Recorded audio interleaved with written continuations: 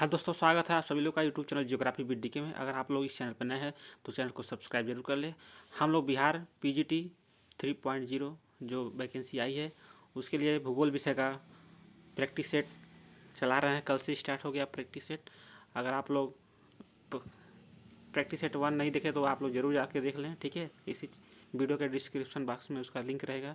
हाँ, एक और बात है, अगर आप लोग पीजीटी की तैयारी कर रहे हैं और इतना कम समय बचा है, आपके मन में ये डाउट है कहाँ से पढ़ें, कैसे पढ़ें, क्या पढ़ें, ठीक है, तो उसके लिए हम आपके समाधान के लिए पूरा क्लास 11 और 12 का एनसीईआरटी नोट्स, ठीक है, उसके बाद जो प्रैक्टिकल का कक्षा 11 और 12 की बुक है उससे भी संबंधित जो भी इम्पोर्टेंट नोट्स है उसको हम प्रोवाइड कराएंगे। अगर आप लोग इच्छुक हैं नोट्स लेने के लिए तो आप लोग मोबाइल नंबर 7054351253 यानी इस नंबर पे व्हाट्सअप मैसेज करेंगे, वहाँ पे आपको डिटेल्स जानकारी दी जाएगी, ठीक। अगर आप लोग प्रैक्टिस सेट लेना चाहते हैं तो भी मोबाइल नंबर 7054351253 पर व्हाट्सअप करके डिटेल जानकारी लेंगे, ठीक है। प्रैक्टिस सेट और नोट्स प्राप्त कर सकते हैं। उसके लिए कुछ आपको मिनिमम चार्ज देना होगा, ठीक। तो देर न करते हुए शुरू करते हैं। पहला क्वेश्चन देखिए, एक प्रैक्टिस सेट नंबर 2 है, ठीक। टोटल 80 क्वेश्चन का है। तो हम इसमें पहला क्वेश्चन शुरू करते हैं। निम्नलिखित में से कौन सा क्षेत्र प्रायद्वीपीय खंड के भाग हैं, ठीक है। तो इसका आंसर है डी, उपयुक्त में से एक से अधिक, यानी कार्बी एलोंग पठार, मेघालय का पठार और छोटा नागपुर पठार, ये तीनों जो है प्रायद्वीपीय खंड के भाग हैं। क्वेश्चन नंबर 2 देखते हैं।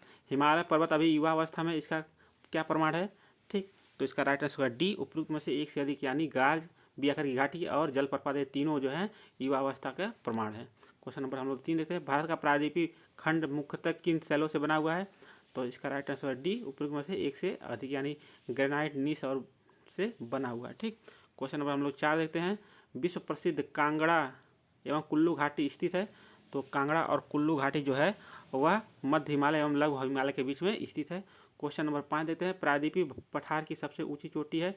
तो जो प्रायद्वीपीय पठार है उसकी सबसे जो ऊंची चोटी है वह है अनाई मुड़ी, ठीक है। क्वेश्चन नंबर हम लोग देते हैं 6। मेघालय के पठार को 3 भागों में बांटा गया है, गारो, खासी, जयंतिया, पहाड़ी। इस विभाजन का क्या आधार है। तो इसका जो विभाजन का आधार है वह है जनजातियाँ, ठीक है। गारो, खासी, जयंतिया जनजातियाँ पाई जाती है, उसी के आधार पर बांटा गया। Question number 7। निम्नलिखित में से कौन सा युग सुमेलित है, ठीक है, सुमेलित पूछ रहा है। तो इसका राइट आंसर हो जाएगा डी, उपयुक्त में से एक से अधिक, यानी तीनों। वन्य प्राणी अधिनियम 1972 में लागू हुआ था, ठीक। प्रोजेक्ट टाइगर 1973, प्रोजेक्ट एलिफेंट जो है 1992 में लागू हुआ था, ठीक। क्वेश्चन नंबर हम लोग 8 देते हैं। लाल मृदा का रंग लाल होने का क्या कारण है। तो इसमें जो लोहे के ऑक्साइड होते हैं उसकी उपस्थिति के कारण जो मृदा लाल रंग की होती है वही लोहे के ऑक्साइड के कारण होती है। Question number 9। किसका उपयोग करके मृदा की लवणता एवं क्षारीयता की समस्या का समाधान किया जा सकता है। तो क्वेश्चन नंबर 9 का राइट आंसर है सी, उपयुक्त में से एक से अधिक, ठीक है, यानी Gipson, vegetable compost, rock phosphate सब, ठीक। Question number 10। एजेंडा 21 घोषणा का संबंध निम्नलिखित में से किस सम्मेलन से है। तो है पृथ्वी शिखर वार्ता रियो डी जेनेरियो से संबंधित है। अब हम लोग क्वेश्चन नंबर 11 देते हैं। निम्नलिखित में से कौन उस कृषि प्रणाली को दर्शाती है जिसमें एक ही फसल लंबे चौड़े क्षेत्रों में उगाई जाती है। तो क्वेश्चन नंबर 11 का राइट आंसर है बी, रोपड़ कृषि, ठीक है। क्वेश्चन नंबर हम लोग देते हैं 12। यह खरीफ के अंतर्गत बोई जाने वाली ऐसी फसल है जो खाद्यान्न और चारा दोनों के रूप में प्रयोग होती है। यह फसल 21 डिग्री सेल्सियस से 27 डिग्री सेल्सियस तापमान में और पुरानी जलोढ़ मृदा में अच्छी प्रकार से उगाई जाती है। 21 फसल की प्रमुखता है, तो विशेषता यह है मक्का की, ठीक। क्वेश्चन नंबर हम लोग देते हैं 13। भारत के किस राज्य में रैट होल खनन किया जाता है। तो मेघालय राज्य में रैट होल खनन किया जाता है। क्वेश्चन नंबर हम लोग देते हैं 14। निम्नलिखित में से कौन सा कथन समूहन बचत को परिभाषित करता है। तो क्वेश्चन नंबर 14 को जाएगा बी, लोगों द्वारा उद्योगों का नगरों के पास संकेंद्रण या समूहन बचत को परिभाषित करता है। Question number 15। भारत में निम्नलिखित में से कौन सा प्राकृतिक पोताश्रय है।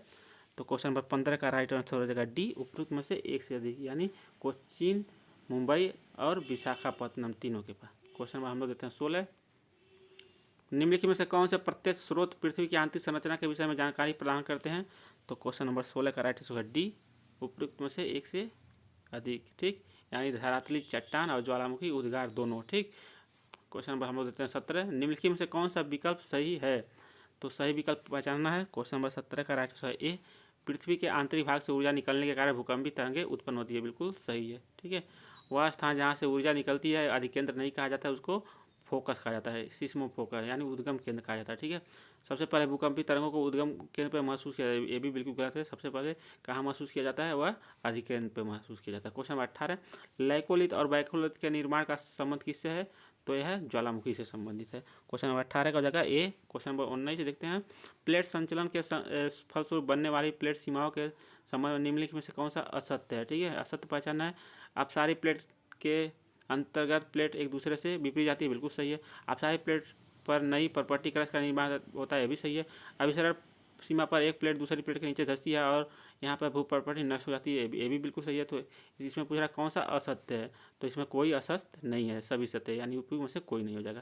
क्वेश्चन नंबर 20, मलबा अवधाब को किस श्रेणी में सम्मिलित किया जाता है? तो जो मलबा अवधाब होता है इसको तीव्र प्रवाही यानी बृहद संचलन में सम्मिलित किया जाता है। क्वेश्चन नंबर 21, निम्नलिखित में से किस भू आकृति निर्माण के कारक के द्वारा संप्रदाय मैदान का निर्माण होता है? तो वह होता है प्रवाहित जल के कारण, ठीक। क्वेश्चन नंबर 22, समताप मंडल को जेट विमानों की उड़ान के लिए आदर्श माना जाता है, क्योंकि क्या होता है यहाँ इस परत में बादल तथा अन्य मौसमी घटनाएं नहीं होता है। तो 22 का हो जाएगा सी। क्वेश्चन नंबर हम लोग देते हैं 23, समताप रेखाओं का दक्षिणी गोलार्ध की अपेक्षा उत्तरी गोलार्ध में अधिक विचलन होता है, इसका प्रमुख जो कारण है वह क्या है? तो इसका राइट आंसर बी, दक्षिणी गोलार्ध की अपेक्षा उत्तरी गोलार्ध में स्थल भाग अधिक है, ठीक, इसलिए। क्वेश्चन नंबर 24, पृथ्वी की सतह पर विभिन्न कोश यानी सेल तथा उसमें प्रवाहित होने वाली पवनों के संबंध में कौन सा सुमेलित है? ठीक, तो क्वेश्चन नंबर 24 का हो जाएगा राइट आंसर सी, ध्रुवी कोश यानी ध्रुवी पवन, ठीक है। जो हेडलिक कोस्ट है वहाँ व्यापारी पवनें बहती हैं और फेरल कोस्ट में पछुआ पवनें बहती हैं, ठीक है। क्वेश्चन नंबर 25, निम्नलिखित में से कौन से कारक मुख्यतः महासागरीय जल के तापमान के वितरण को प्रभावित करते हैं? तो क्वेश्चन नंबर 25 का राइट आंसर हो जाएगा डी, यानी अक्षांश, स्थल एवं जल का असमान वितरण और महासागरीय धाराएं, तीनों, ठीक है, महासागरीय जल के तापमान के वितरण को प्रभावित करती हैं। क्वेश्चन नंबर हम देते हैं 26, महासागरीय जल की लवणता में सर्वाधिक मात्रा में क्या पाया जाता है? तो ये पाया जाता है क्वेश्चन नंबर 26 का राइट आंसर बी, क्लोरीन पाया जाता है, ठीक है, क्लोराइड जिसको कहते हैं। क्वेश्चन नंबर 27, समुद्री सतहों पर बृहद ज्वार आने का क्या कारण है? तो बृहद ज्वार कब आएगा? जब सूर्य चंद्रमा और पृथ्वी तीनों एक ही दिशा में हो जाएंगे, ठीक। क्वेश्चन नंबर हम लोग 28 देते हैं, निम्नलिखित में से कौन सी गर्म जलधारा है? तो यहाँ पे आपको गर्म जलधारा पहचानना है। तो क्वेश्चन नंबर 28 का राइट आंसर है बी, जो बेंगुला धारा है वह गर्म जलधारा, जबकि कनारी और फाकलैंड की धारा यह ठंडी जलधारा है। क्वेश्चन नंबर 29, बंगाल की खाड़ी की लवणता की अपेक्षा अरब सागर की लवणता की अधिकता का कारण है? तो क्वेश्चन नंबर 29 का राइट आंसर हो जाएगा सी, यानी बंगाल की खाड़ी में नदियों द्वारा अधिक मात्रा में ताज़े जल का प्रवाह होता है, जबकि अरब सागर में ताज़े जल की कम प्राप्ति होती है, ठीक है। तो यही बंगाल की खाड़ी की लवणता कम है और अरब सागर की लवणता अधिक है। इसका क्या कारण है? क्योंकि बंगाल की खाड़ी में प्रमुख जो नदियाँ हैं, जैसे गंगा नदी, ब्रह्मपुत्र नदी, ठीक है, तमाम गोदावरी है, कृष्णा, कावेरी, सब नदियाँ जाके बंगाल की खाड़ी में गिरती है, तो वहाँ स्वच्छ जल ज़्यादा प्राप्त होता है, इसलिए वहाँ लवणता थोड़ा कम पाई जाती है इसकी अपेक्षा, ठीक है, अरब सागर की अपेक्षा। क्वेश्चन 32, निम्नलिखित में से कौन से कारक मुख्यतः महासागरीय जल की लवणता को प्रभावित करते हैं? तो क्वेश्चन नंबर 30 का राइट आंसर डी, उपरोक्त में से एक से अधिक महासागरीय जल की लवणता को वाष्पीकरण एवं वर्षा भी प्रभावित करता है, महासागरीय धारा भी और नदियाँ भी, तीनों प्रभावित करता है। क्वेश्चन नंबर हम लोग 31, निम्नलिखित में से कौन सा कथन जैव भू रासायनिक चक्र को परिभाषित करता है? तो क्वेश्चन नंबर 31 का जगह रहता है ए, जैव मंडल में जीवधारी व पर्यावरण के बीच रासायनिक तत्वों के चक्री प्रवाह ही जैव भू रासायनिक चक्र है। क्वेश्चन नंबर 32, लाइकेन जो एक नग चट्टान पर भी पारिस्थितिक अनुक्रम को प्रारंभ करने में सक्षम है, वास्तव में किनके सहजीवी साहचर्य है? तो क्वेश्चन नंबर 32 का जगह बी, शैवाल और कवक के, ठीक। क्वेश्चन नंबर 33, निम्नलिखित में से कौन से अपघटक नहीं है? तो अपघटक इसमें नहीं है, पहचानना है। तो क्वेश्चन नंबर इसका 33 का बी, विषाणु जो है वह अपघटक नहीं है, जबकि कवक और जीवाणु ये अपघटक की श्रेणी में आते हैं। क्वेश्चन नंबर 34 देखते हैं, जैव विविधता के कम होने का मुख्य कारण क्या है? तो जो जैव विविधता के मुख्य होने का मुख्य कारण क्या है? यह है आवासीय विनाश, ठीक है। जो क्वेश्चन नंबर 34 होगा सी, जो उनके आवास हैं जीव जंतुओं के, उनका हम विनाश कर रहे हैं, ठीक है, वही प्रमुख कारण है। जबकि आवासीय प्रदूषण, विदेशी प्रजाति का आगमन, ये सब है, लेकिन मुख्य कारण क्या है? आवासीय विनाश है। क्वेश्चन नंबर 35, यूरोप के देशों में पुरुष की संख्या के कम होने का निम्नलिखित में से एक कारण है? तो क्वेश्चन नंबर 35 का कारण ए, अत्यधिक पुरुष उत्प्रवासन, ठीक है, क्वेश्चन नंबर हम लोग देते हैं 36, निम्नलिखित में से कौन सा मानव विकास के घटक हैं? तो क्वेश्चन नंबर 36 का राइट आंसर होगा डी, उपयुक्त में से एक से अधिक, यानी समता, सतत पोषणीयता, सशक्तिकरण, ये सब मानव विकास के घटक हैं। ठीक। क्वेश्चन नंबर 37, खट्टे फलों की कृषि निम्नलिखित में से किस प्रकार की कृषि के अंतर्गत की जाती है? तो यह भूमध्य सागरीय कृषि है। ठीक है। क्वेश्चन नंबर 38, निम्नलिखित में से कौन सा उद्योग कृषि आधारित नहीं है? तो कृषि आधारित उद्योग पूछ रहा नहीं है, तो नमक जो है यह कृषि आधारित उद्योग नहीं है। ठीक है। क्वेश्चन नंबर 38 का राइट आंसर हो जाएगा सी, रसायन आधारित यह उद्योग है नमक। ठीक। क्वेश्चन नंबर 39, निम्नलिखित में से कौन सा वन आधारित उद्योग है? तो वन आधारित उद्योग हम लोग को यहाँ पर देखना है। तो क्वेश्चन नंबर 39 का हो जाएगा राइट आंसर ए, जो लाख है यह वन आधारित उद्योग है, जबकि है ये जो कॉफ़ी है यह कृषि आधारित है। ठीक है। और कृत्रिम रेशा जो है यह रसायन आधारित उद्योग है। क्वेश्चन नंबर 40, निम्नलिखित में से किस क्षेत्र के क्रियाकलाप के अंतर्गत उच्चतम स्तर के निर्णय लेने तथा नीतियों का निर्माण करने वाले कार्य शामिल है? क्वेश्चन नंबर 40 का राइट सी, पंचम क्रियाकलाप के अंतर्गत। ठीक। अब हम लोग क्वेश्चन नंबर 41 देखते हैं। होम स्टे यानी घरों में रुकना के संदर्भ में मेडिकेरे और कुर्ग का संबंध निम्नलिखित में किस राज्य से है? तो यह कर्नाटक राज्य से है। क्वेश्चन नंबर 42, उत्तर महासागरीय समुद्री मार्ग के संदर्भ में कौन सा एक कथन सही नहीं है?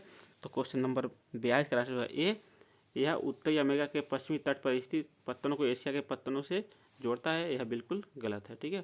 Question number 43, big inch pipe line के द्वारा क्या प्रवाहित होता है? तो वह पेट्रोलियम। ठीक है। क्वेश्चन नंबर 44, विश्व व्यापार संगठन का मुख्यालय कहाँ है? तो जो विश्व व्यापार संगठन का मुख्यालय है वह है जिनेवा में है। क्वेश्चन नंबर 45, निम्नलिखित में से कौन सा एक दक्षिण एशियाई देश ओपेक का सदस्य है? तो वेनेजुएला जो है यह दक्षिण एशियाई देश है। निम्नलिखित में से कौन सा एक दक्षिण अमेरिकी देश ओपेक का सदस्य है? तो वेनेजुएला है। ठीक। क्वेश्चन नंबर हम देते हैं 46, रॉटरडम पत्थर निम्नलिखित में से किस प्रकार का पत्थर है? तो जो रॉटरडम पत्थर है यह आंत्रपोपत्थर है। ठीक। क्वेश्चन नंबर 47, निम्नलिखित केंद्र शासित राज्यों में से किस एक राज्य में जनसंख्या घनत्व सर्वाधिक है? तो सर्वाधिक जो जनसंख्या घनत्व है वह किस राज्य में है? वह है दिल्ली में। ठीक। क्वेश्चन नंबर 48, भारत में निम्नलिखित में से किस दशक की वृद्धि दर ऋणात्मक दर्ज की गई थी? तो यह 1911 से 1921 के बीच। क्वेश्चन नंबर 49, काल्सबर्ग कटक किस महासागर में स्थित है? जो काल्सबर्ग कटक है वह हिंद महासागर में स्थित है, इसलिए इसका राइट आंसर होगा ई, उपयुक्त में से कोई नहीं। ठीक है। क्योंकि अटलांटिक महासागर, प्रशांत महासागर, दक्षिण सागर दिया है, वह दिया नहीं है। क्वेश्चन नंबर 50 देते हैं। निम्नलिखित में से कौन सा राज्य अंतर्राज्यीय प्रवास के अंतर्गत ग्रामीण से ग्रामीण धारा में स्त्रियों के अधिक प्रवास का कारण है? तो यह है विवाह। ठीक है। स्त्री का जब विवाह हो जाता है तो अपने ही मतलब ग्रामीण क्षेत्रों से ही ग्रामीण क्षेत्रों में प्रवास कर जाती है। क्वेश्चन नंबर 51, निम्नलिखित में से किस क्षेत्र में पल्ली बस्तियाँ बहुतायत में पाई जाती हैं? तो इसका राइट आंसर हो जाएगा क्वेश्चन नंबर 51 का ये, हिमालय की निचली घाटियों में। क्वेश्चन नंबर 52, पेट्रोलियम भंडार भारत के इन क्षेत्रों में सर्वाधिक मात्रा में पाए जाते हैं, कहाँ पे? तो क्वेश्चन नंबर 52 का बी, असम, गुजरात, बॉम्बे हाई अर्थात अरब सागर के अपतटीय क्षेत्र। क्वेश्चन नंबर 53, 1984 में प्राकृतिक गैस के परिवहन और विपणन के लिए निम्नलिखित में से किसकी स्थापना की गई थी? तो क्वेश्चन नंबर 53 का राइट आंसर होगा सी, गैस अथॉरिटी ऑफ इंडिया यानी गेल की स्थापना की गई थी। क्वेश्चन नंबर 54, भारत में प्रचुर मात्रा में उपलब्ध महत्वपूर्ण नाभिकीय ईंधन है? तो यह है थोरियम। ठीक। क्वेश्चन नंबर 55, निम्नलिखित में से सीमा सड़क यानी BRO की स्थापना किस वर्ष की गई थी? तो क्वेश्चन नंबर 55 का राइट आंसर हो जाएगा बी, ए 1960। क्वेश्चन नंबर हम लोग देते हैं 55 के बाद 56, भारत में अधिकतर विदेशी व्यापार किन मार्गों द्वारा संचालित होता है? तो यह होता है समुद्री एवं वायु मार्ग द्वारा। ठीक है। क्वेश्चन नंबर हम लोग देते हैं 57, दक्षिण अफ्रीका के शीतोष्ण घास स्थल को क्या कहा जाता है? तो जो कहते हैं शीतोष्ण घास स्थल को दक्षिण अफ्रीका के। क्वेश्चन नंबर 57 का ई, इनमें से कोई नहीं, क्योंकि दक्षिण अफ्रीका के शीतोष्ण घास के मात्रा को उपवेल्ट कहा जाता है, जो ऑप्शन में नहीं है। ठीक है। क्वेश्चन नंबर हम लोग देते हैं 58, प्रकृति प्रकार की बस्तियाँ मुख्यतः किन क्षेत्रों में पाई जाती है? तो यह पहाड़ी क्षेत्रों में पाई जाती हैं। क्वेश्चन नंबर 59, निम्नलिखित में से कौन सा महासागरीय क्षेत्र विश्व भर में सर्वोत्तम मत्स्यन क्षेत्र माना जाता है? तो वह क्षेत्र जहाँ गर्म एवं शीत धाराएँ मिलती है। ठीक है।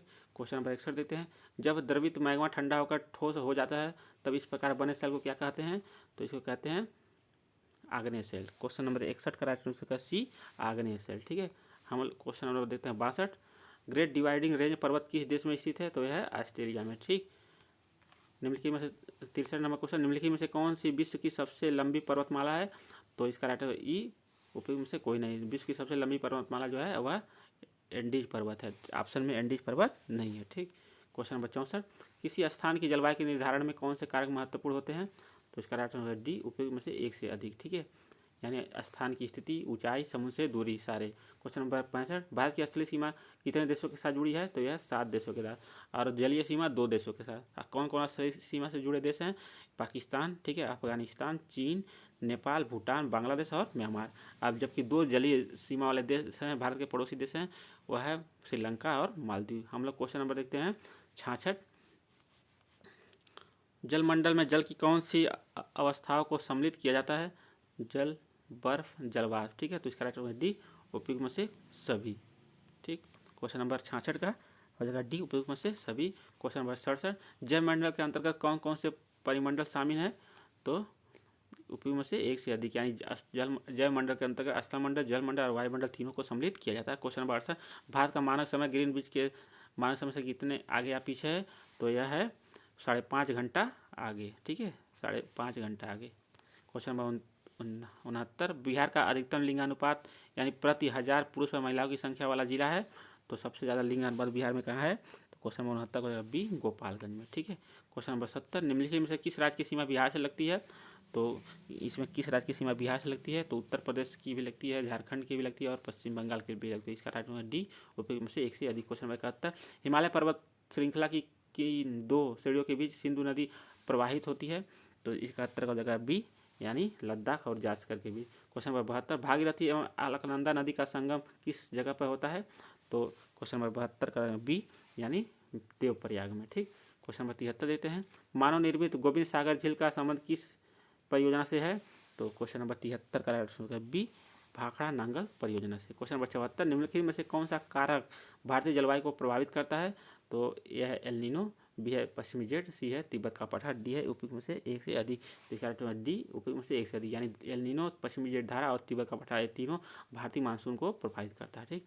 क्वेश्चन नंबर 75, भारतीय मानसून की अरब शाखा एवं बंगाल की खाड़ी की शाखा मिलती है? तो कहाँ मिलती है? वह गंगा के मैदान के उत्तर पश्चिम भाग में मिल जाती है। ठीक। क्वेश्चन में हम लोग देखते हैं 76, निम्न में से कौन से क्षेत्र पीट मृदा के विकास के लिए सर्वाधिक अनुकूल है?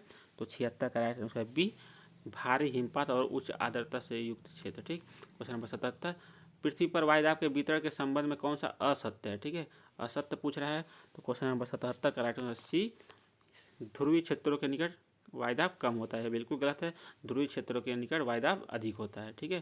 क्वेश्चन नंबर 78, देश में एकमात्र उद्योग कौन सा है जो मूल्य श्रृंखला यानी कच्चे माल से उत्पाद तक में आत्मनिर्भर एवं पूर्ण है?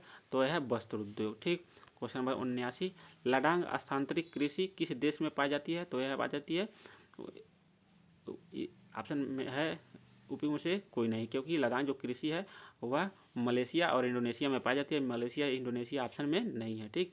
क्वेश्चन नंबर 80, यह किसने कहा कि भू स्तंभ के ऊपरी भागों में कम घनत्व और निचले भागों में अधिक घनत्व होता है? तो यह हिस्कैनर महोदय ने कहा था।